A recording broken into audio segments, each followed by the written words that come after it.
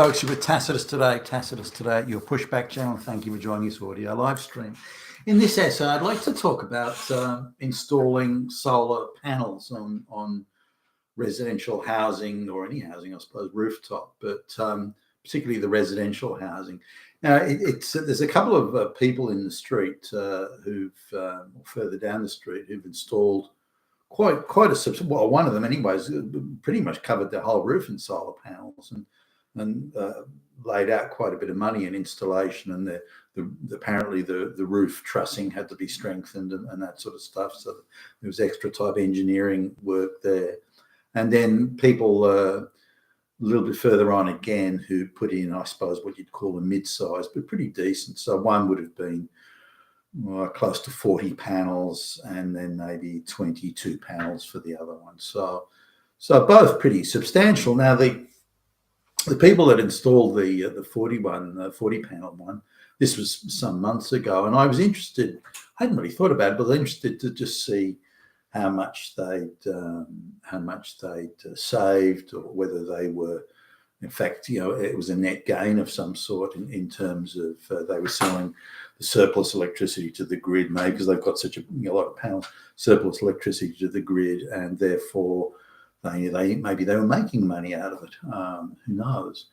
But in fact, it wasn't that way, and I was quite surprised with what they said. And I then had this confirmed with the people further on down the street. Now, the effect of the upshot is they're still paying for electricity, even though they've lashed out some pretty big bucks on ponied up some big bucks on these panels, particularly the people who put the 40 panels in. They've got a decent sized house, so they've got the roof area to do it, but they're still having to pay for electricity, even after having a huge solar array like that. So there are a few realities which really are myths and scams. Now, Australia would be one of the sunniest countries in the world, and with a sort of an intensity of heat that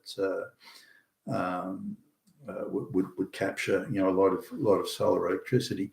But just looking at the hard reality here, these people, they've got two children living at home, so but they all work, so they all get up in the morning, and they're out the door by 8 o'clock at the latest. And so the solar capture at that time in the morning, in winter it's about zero, and even in the height of summer it's very small. So they're all using energy in the morning. They're making their coffee and heating up their oats and porridge or something. So there's quite a flurry of electricity being using electric shaving razors and all that sort of thing. So their energy usage is quite intensive. Now, they haven't got energy storage, like there's not the big expensive battery storage thing, which is still very pricey and need to be replaced fairly often.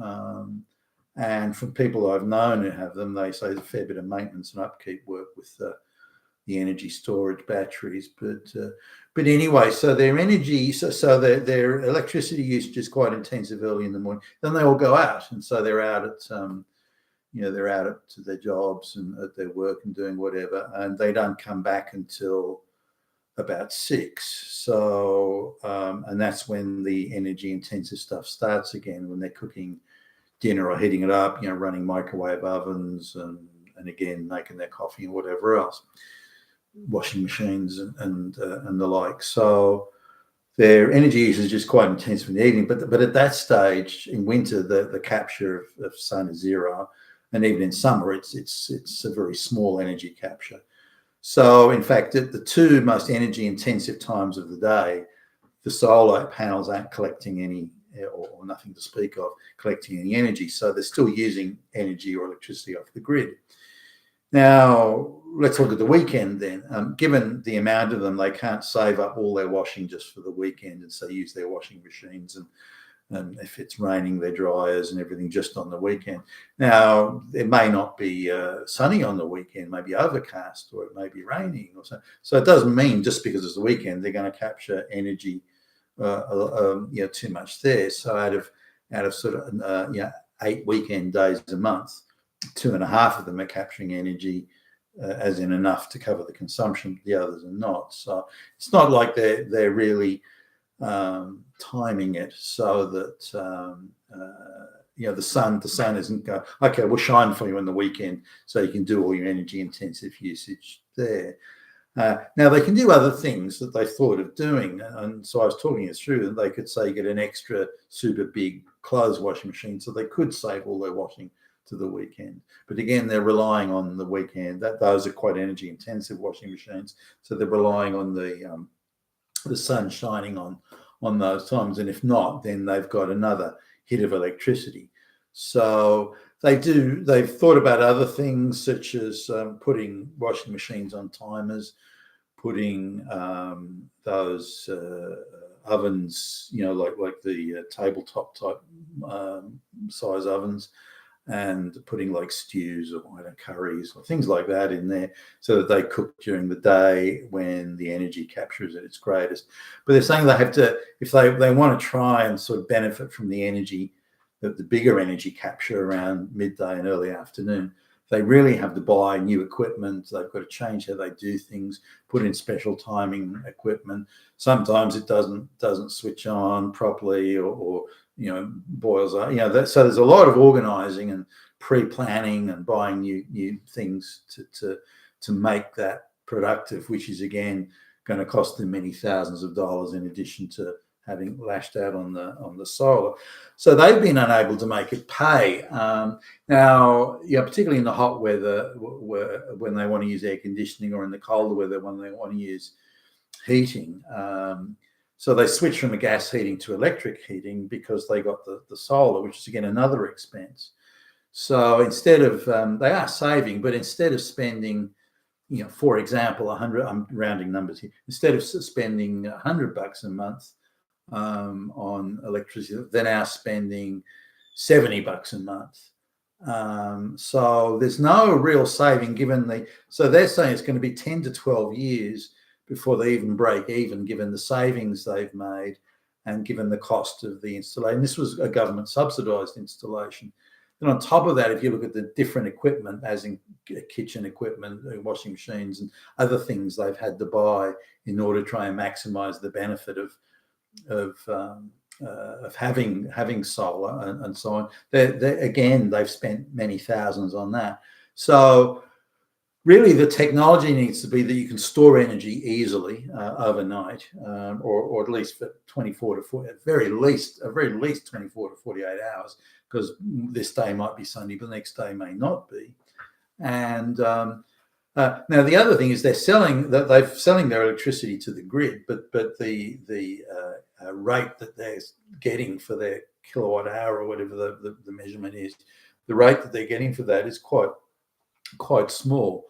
So they're getting for example, they're getting 1 cent a kilowatt hour when they sell it to the grid, but they have to pay 10 cents when they take it off the grid.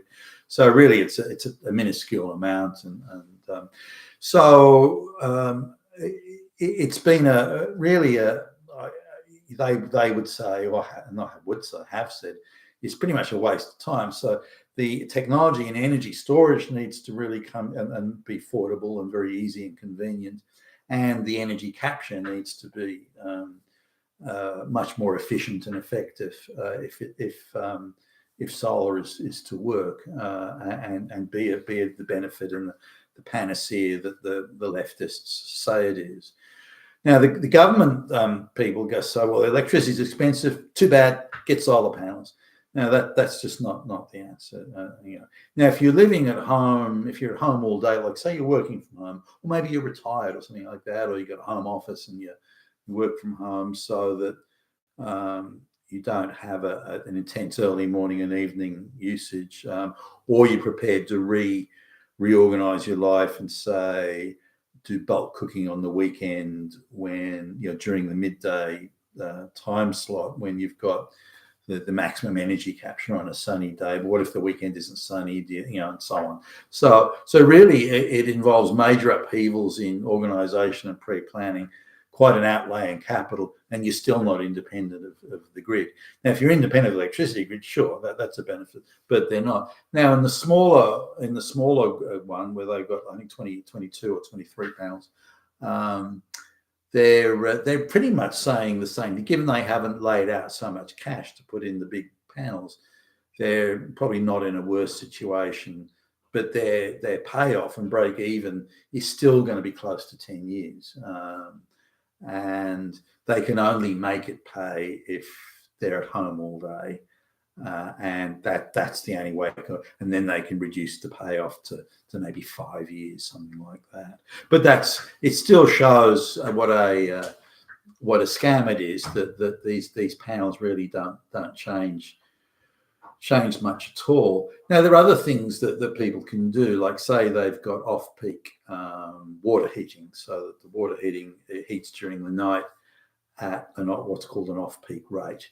And but you need quite a large water heater to do that, so you've always got enough hot water during the day. Because if you've got a small hot water heater, then a couple of people have a shower, then you've used up your water, and then you can't have a hot shower until the next day because it only heats overnight. So they have to revert. This is once they've got the panels in, they can revert their hot water heating so it heats during the middle of the day. And again, if it's a sunny day, then they're heating the hot water for free. But if it's not a sunny day and it's winter, then they're still having to pay quite a lot of money and having to pay full tote rate for the water heating. So that really doesn't result with them getting in front of the solar things. So when you look at the whole solar thing, in reality, it just doesn't work. The economics just don't add up. It's more of an exercise in moral posturing and look, I'm saving the planet, rather than it is in any reality that you're saving a lot of money. Now, again, the two things are to be able to store energy efficiently and cheaply and easily, and to get a much higher capture rate. I'll add one more thing, that when the temperature reaches a certain level, like in the hotter days in summer, the actual energy capture, solar energy capture, actually declines because the panels can't cope with the heat. So their efficiency in capturing energy declines, and they become less efficient than say, in centigrade terms, a day that's maybe 22 degrees. So when it gets to 26, 27 degrees, which it does in many days in summer, even if it's not full sun, the panels lose a proportion of their efficiency. So this is something that should be made sort of crystal clear to people before they lash out and spend the bucks on it. But there you go. It's something to consider when you're looking at solar energy. You've been a Tassos today, your Pushback channel. Thank you for listening.